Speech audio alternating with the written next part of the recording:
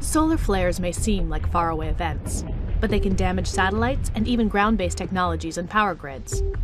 Every 11 years, as the sun reaches its maximum activity, they become bigger and more common, and that increases the chances that one will significantly affect Earth. So what are these solar eruptions? A solar flare is basically an explosion on the surface of the sun, ranging from minutes to hours in length. Large flares can release enough energy to power the entire United States for 1 million years.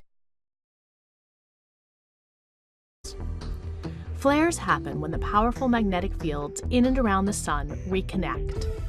They're usually associated with active regions, often seen as sunspots, where the magnetic fields are strongest. Flares are classified according to their strength. The smallest ones are B class, followed by C, M, and X, the largest.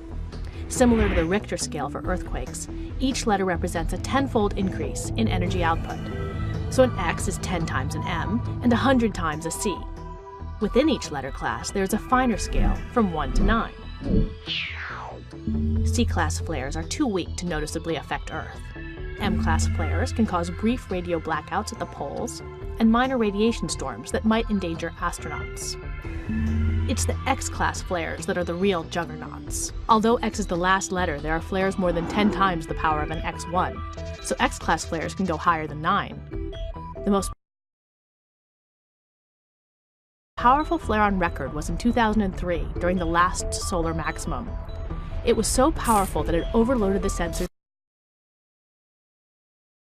measuring it. They cut out at X17, and the flare was later estimated to be about X45. A powerful X-class flare like that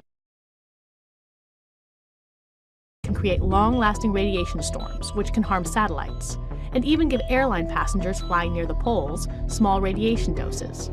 X-flares also have the potential to create global transmission problems and worldwide blackouts. The seriousness of an X-class flare pointed at Earth is why NASA and NOAA constantly monitor the sun. NASA's heliophysics fleet of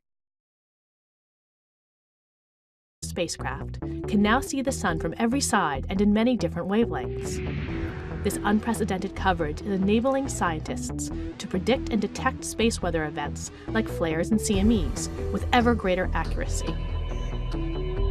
With advanced warning, governments and companies can take steps to protect their technological infrastructure so that the worst scenarios will never happen.